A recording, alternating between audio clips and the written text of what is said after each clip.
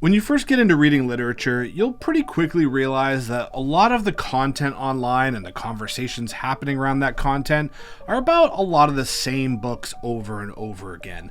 Whether it's Crime and Punishment by Dostoevsky or Leo Tolstoy's War and Peace. Going into the 20th century, there's a lot of talk about Steinbeck and Hemingway. And don't get me wrong, there's nothing wrong with any of these books or their authors. They've stood the test of time for a reason.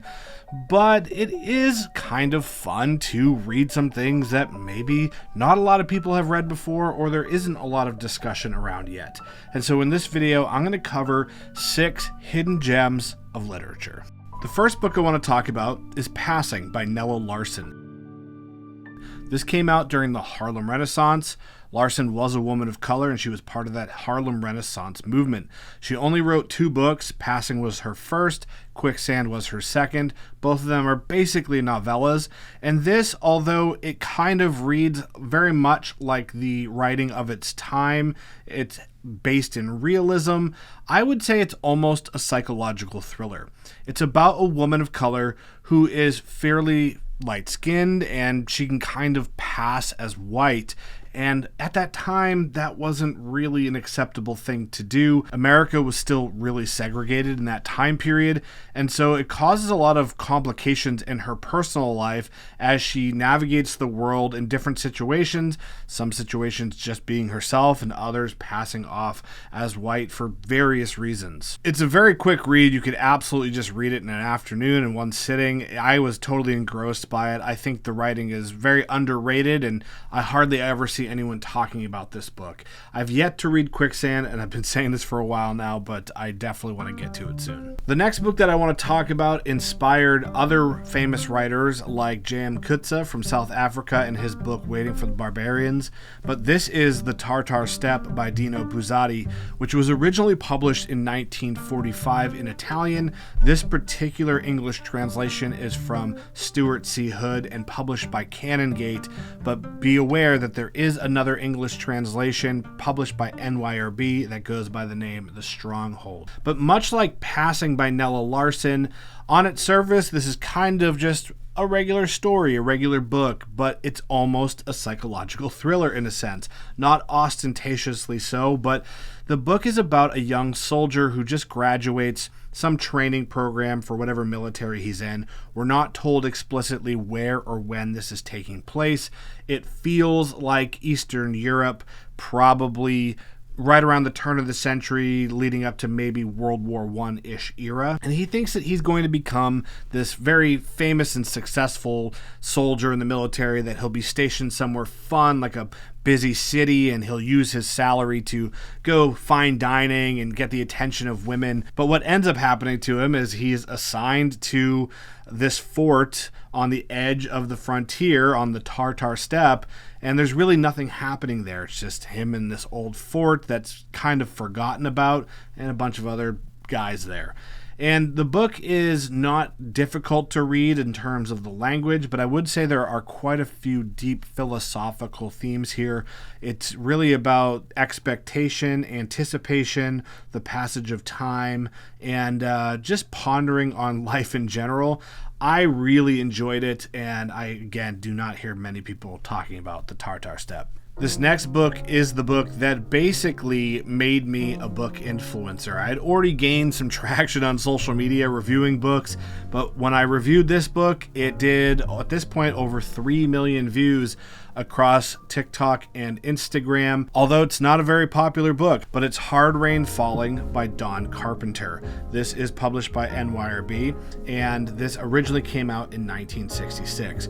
It wasn't really that popular then. I don't think it's really that popular now, but kind of as a fun fact, after that video went viral, this book more or less sold out worldwide.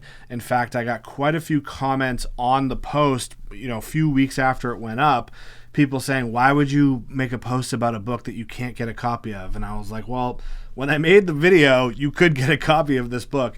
I do believe it's mostly back in stock pretty much everywhere now, so go grab a copy. But it came out in 1966, and it has kind of similar flares and feelings of writing of that time. Some might say it kind of feels a little bit like that Beat Generation, although it's not as surreal or difficult to follow. Again, it's a fairly straight line narrative. But what I really loved about Hard Rain Falling, on top of the writing just being quite enjoyable, is it was really a progressive book for the time. So it tackles things like inequity, classism, racism, the prison industrial complex. I think kind of an underrated book in that way. If you think about the time period that it was written and published in, you start to realize, like, yeah, he was pushing the boundaries of that time. Don Carpenter went on to write quite a few more books. I think he's got maybe 10 in total, and ultimately he ended up taking his own life, which is very tragic. But this book is just a really solid piece of American literature. This book might not be a hidden gem outside of the US, but I don't think a lot of people here have read it, and whenever I post about it online, my international audience is like, oh, that's so cool that you've read that book.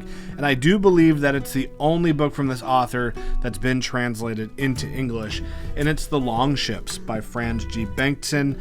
I believe it was translated by Michael Meyer, and yes, this is another NYRB edition book, which this particular edition has a foreword or introduction by Michael Chabon, and if I remember correctly, he says in the introduction that this is his favorite book. So, what's it about? Well, it's about Vikings. And when Bengtsson was interviewed about kind of his motivation or what the catalyst was for writing this, he said, I just wanted to write a really fun book. I think it was originally published in 2 parts, but obviously this is one together, so it is a little bit on the long side, just about 500 pages, but it is a very easy read. I would say this falls outside of a lot of the other books on today's list, which have kind of deep, very literary themes, and is more just like, hey, we're going to have a good time. Not a ton of lessons to be learned here. I don't know how historically accurate it is, but it's just a really fun story with some really interesting and entertaining characters. I was a little on the fence about including this next one on today's list, but it is a really cool book, and it's kind of like fan fiction of a well-known classic.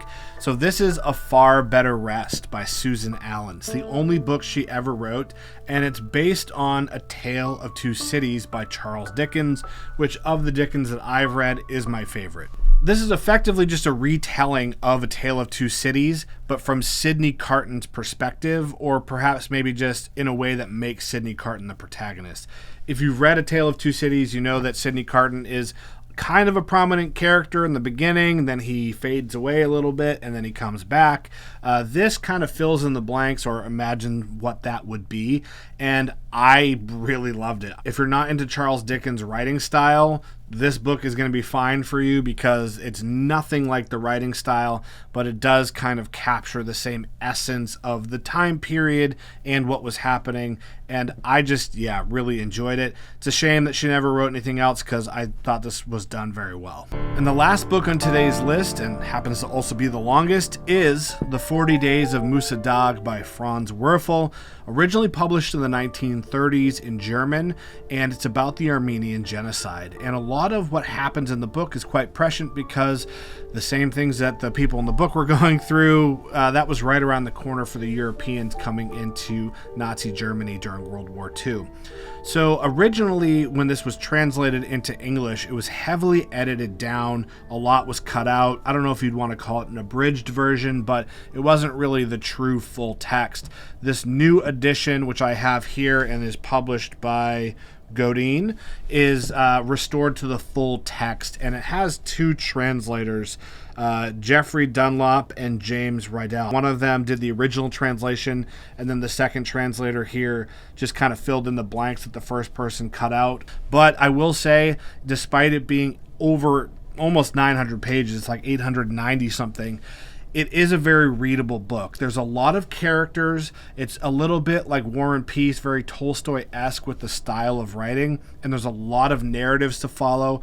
Occasionally, the writing can be quite dense, but it is a very heartbreaking and just gripping story. If you're not familiar with the Armenian genocide, basically what happened was in 1915, the Turkish Empire exiled about 1 million Armenians from their homes. Many of them died while they were being marched out into the desert. They died of infection, dehydration, starvation. Some of them were just murdered.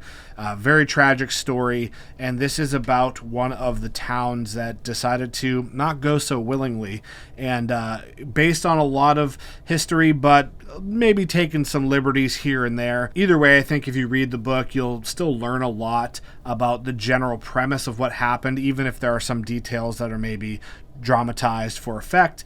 But probably one of my favorite books that I read last year, and just an absolute underappreciated gem. I think when I picked this up off the bookstore shelf, I saw that it had, I don't know, maybe 400 ratings on Goodreads. So clearly not a lot of people had read this, and I highly encourage that you do. So I've kind of built a little bit of a reputation on Instagram, TikTok as somebody that talks about lesser known books, but I am always looking to discover new ones. So if you have any books that you think are kind of hidden gems of literature, leave them below. I would love to check them out. And if you haven't already, check out my podcast or some of my other videos. We talk a lot about literature over here. So if you're into that kind of thing, follow along, join the community, and we'll see you in the next one.